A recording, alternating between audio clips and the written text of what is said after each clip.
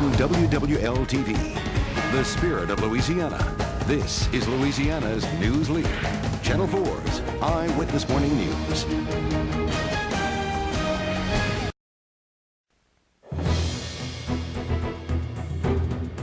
Right now, 7:38. Candidates for New Orleans City Council have about 3 weeks left in the campaign.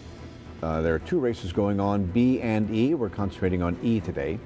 The seat opened up when John Johnson resigned and pleaded guilty to corruption charges, and the winner of this race will represent the district, which covers New Orleans East and the 9th Ward.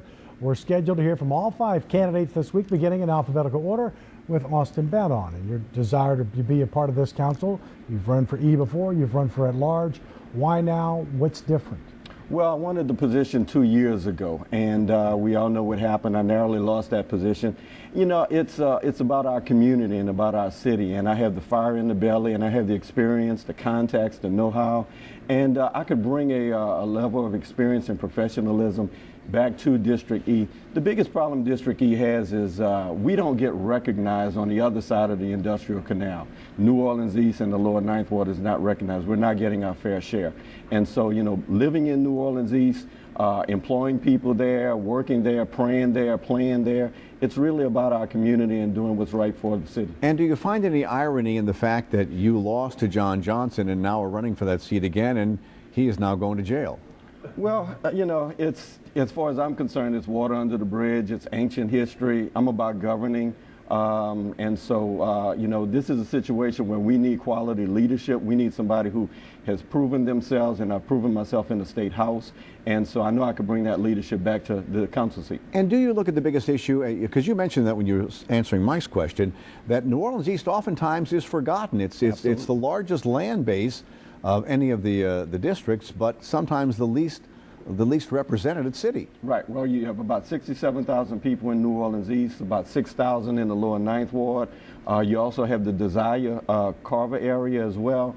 And so it is underrepresented. And, you know, it's a little bit on the outside of the city, and it's on the other side of the industrial canal. So it has been forgotten, and we need a strong voice. We need somebody who has a contact with the administration and also with other council members to bring a level of integrity back to that area and bring services back, bring Methodist Hospital back. Until that is back, because, you know, if you come in from the east, New Orleans East is the first thing you see when you travel into this city and that area. When they bring until and it's the last thing you leave when you leave the city. But that's the first impression for visitors coming in. Right. Until that hospital is there, until it's physically there and people are going to it, will the East come back to the extent that it needs to? Well, it has made great strides because we've done a lot with Joe Brown Park. We have the brand new library, which is the largest library outside of the downtown library. New police station. We have a lot that's going on out at the business park. The city is getting ready to do some great things with Six Flags. We also have a new Walmart and a Big Lots coming. We are bringing back the DMV back to New Orleans East. So we have some things going on, and we're really building some incredible schools that will rival other schools in the nation. And so we have some things going on, but in the lower 9th Ward, we really need a lot of help in the lower 9th Ward. I've been concentrating my efforts there.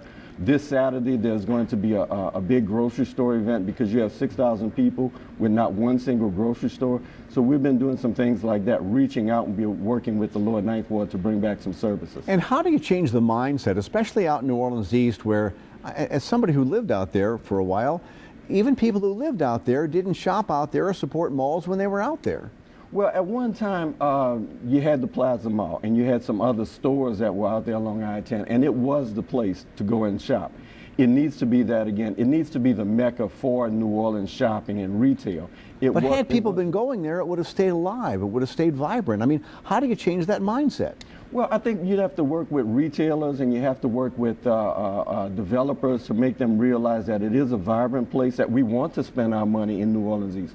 We don't want to go outside of the parish. We need to spend our sales tax dollars there. We have to make them realize that we have the availability for them to build and grow, and we will support their businesses. And that's something that, you know, I will work very hard to do.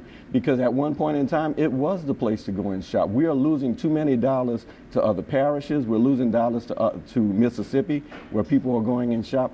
And we need to bring that back. And one way we do it is with public-private partnerships and also tax increment financing, which is something that I've been doing at the state level.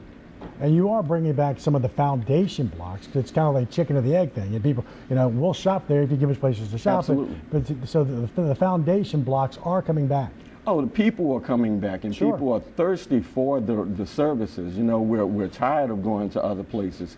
In the lower Ninth Ward, they have to leave and go outside of the parish to the Walmart in St. Bernard Parish.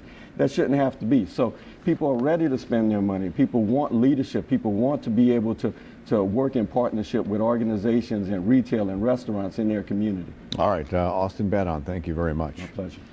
Tomorrow, District E candidate Geralda Drummer Sanders will join us. And a reminder, early voting for the election starts October 23rd at locations across Louisiana. Election day itself is Tuesday, November 6th.